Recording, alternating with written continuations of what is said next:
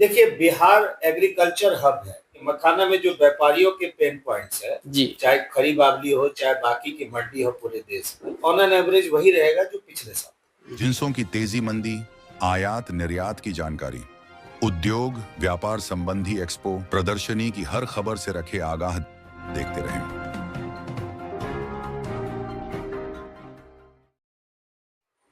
नमस्कार, आप देख रहे हैं केएनएच डिजिटल मीडिया ग्रुप में रंजन एसके उद्योग व्यापार की खास खबरों के साथ। दोस्तों, अभी मैं मौजूद हूं बिहार की राजधानी पटना में। जी हां दोस्तों, और आज विशेष में बात करेंगे दोस्तों मखाना के बारे में। और बात करने के लिए हमारे साथ हैं सत्यजीत सर, जो कि मखाना किंग के नाम से जाने जाते हैं। आइए बात करते हैं, क्या बता रहे हैं सर। मखाना बोर्ड का गठन होना और मखाना को जीआई टैग मिलना, इन दोनों चीजों को आप किस तरह से देख रहे हैं? इन दोनों चीजों के मिलने से क्या किसान यहाँ के समृद्ध होंगे, व्यापारियों को क्या बेनिफिट होने वाला है? देखिए, जीआई टैग एक ऐसा चीज है जिससे आपकी एक्सेप्टेंस होती है कि ये कमोडिटी उस प्रांत का है। इससे क्या होता है कि उसकी जो एरिया का जो इम्पोर्टेंस है वो बढ़ता है, कमोडिटी का भी इम्पोर्टेंस बढ़ता है, किसानों को प्राइस रिकवर करने में आसानी होती है। जैसे अब होता है कि नहीं, ये मखाना कहाँ का है, तो बिहार का है। बिहार के, तो जी। इससे क्या होता है कि बिहार के किसानों को आमदनी बढ़ी है। जीआई टैग आने के बाद करीब 15 से 20% प्राइस में उछाल आया। जी। वही उछाल हम लोग ने देखा अभी मखाना बोर्ड बनने से। मखाना बोर्ड का भी गठन नहीं हुआ, प्रक्रिया में चला है, 2-3 मीटिंग हुआ जिसमें हमने भाग लिया है। लेकिन उसमें है कि मखाना बोर्ड बनने के बाद जो सरकार का एक फोकस हुआ है कि इसके प्रोडक्शन में, प्रोसेसिंग में या मार्केटिंग में सरकार जो है मदद करेगी सब जगह। तो इससे भी थोड़ा सा मखाना का एक क्रेज बढ़ा है। अब मखाना के प्राइस में थोड़ा इंक्रीज देखा गया। सर, इस बार 2026 में बिहार विधानसभा का चुनाव होने वाला है। केंद्र और बिहार दोनों जगह बिहार का जो है एक अलग सा फोकस है। क्या यहाँ की जितने भी कृषि संबंधी चीजें हैं, खास करके मखाना को अगर हम ले, तो क्या कुछ स्पेशल बेनिफिट्स मिलने वाला है मखाना व्यापारी को या मखाना के जो किसान हैं जो जुड़े हुए हैं? देखिए, बिहार एग्रीकल्चर हब है, क्योंकि यहाँ आप देखते हैं कि यहाँ लगभग साल में 3 से 4 क्रॉप एक खेत से लोग लेते हैं। डिफरेंट डिफरेंट तरह के वेजिटेबल है या पैडी है, ये सब है। ये यहाँ पानी की उपलब्धता है। मिट्टी में खाद उतना नहीं है जितना अदर स्टेट में है, नॉर्थ इंडिया में। जी। तो मिट्टी भी काफी उर्वरक है। अगर इसको एक प्रॉपर एग्रीकल्चर का एक प्रॉपर रोड मैप बना के अगर काम किया जाए प्रोडक्शन बढ़ाने के लिए, जो कि कुछ कमोडिटी में हुआ है, तो निश्चित तौर पर ये व्यापारी और बाकी लोगों को भी फायदा होगा। और हम लोग भी अगस्त से जो मखाना में जो पेन पॉइंट्स है, देखिए मखाना में जो व्यापारियों के पेन पॉइंट्स है, जी। चाहे खरी बावली हो, चाहे बाकी की मंडी हो पूरे देश में, उसमें 3 तरह के उनको पेन पॉइंट्स है। पहला पॉइंट है कि जो क्वालिटी वो चाहते हैं उनको जो लोकल ट्रेडर है यहाँ से वो सप्लाई नहीं कर पाते। जी। दूसरा क्या है, उनको ये पता नहीं चलता है कि कल क्या प्राइस होगा।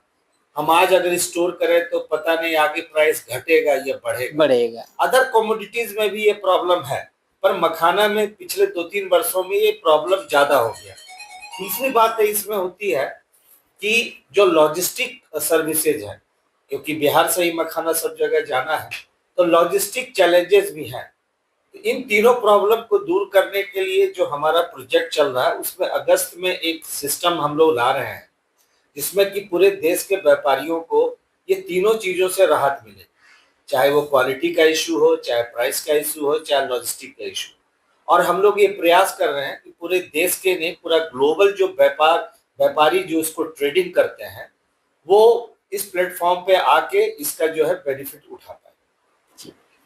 सर, मखाना बिहार का प्रोडक्ट है, लेकिन जो इस इंडस्ट्री में लगे हुए हैं, खास करके अगर व्यापारी तबके की बात करें, तो यहाँ से बाहर स्टेट वाले लोग खरीद करके ले जाते हैं, लेकिन बिहार वाले इस ट्रेड को यूं ही टाल देते हैं, उस ट्रेड में घुसते नहीं है। बहुत कम लोग जो है इस ट्रेड को आगे बढ़ाने के लिए सोचते हैं।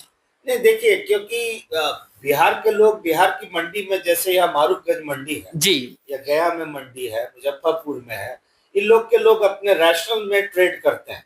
और दिक्कत क्या है कि आप भी जानते होंगे कि आज से 15 साल 20 साल पहले का जो सिस्टम था ट्रेडिंग का, वो डिफरेंट था। आज पूरा का पूरा लोगों के पास मोबाइल फोन हो गए। तो क्या है कि रेट पूर्णिया में क्या है, कटिहार में क्या है, दरभंगा में क्या है, मधुबनी में क्या है, ये दिल्ली मुंबई के व्यापारियों को पता रहता है। यहाँ के व्यापारी जो है उनसे लिंक हो जाते हैं और उनको पता चलता है तो वो डायरेक्ट लेते हैं।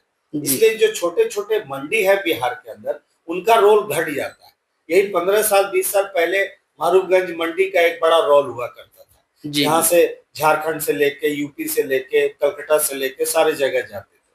पर अब ये मोबाइल कम्युनिकेशन स्मूथ हो जाने के कारण, वीडियो कॉल स्मूथ हो जाने के कारण आज क्या है कि व्यापारी डायरेक्ट जुड़ जाते हैं, किसानों से जुड़ जाते हैं, खरीदार सीधे छोटे छोटे जो मंडी ऑपरेट करते हैं सारे जिलों में, उनसे जुड़ जाते हैं। तो जिसके कारण बिहार के ट्रेडर्स जो है उनको बहुत ज्यादा बेनिफिट इस ट्रांजैक्शन में नहीं मिल पाता। आने वाली फसल जो है किस तरह की होगी, क्या रेट खुलेंगे, क्या कहेंगे सर? देखिए, आने वाली फसल जो है वो इस बार थोड़ा सा, अभी तक जो सीन है वो बेहतर नजर आ रहा है, कहीं कोई अभी तक समस्या नजर नहीं आ रही है।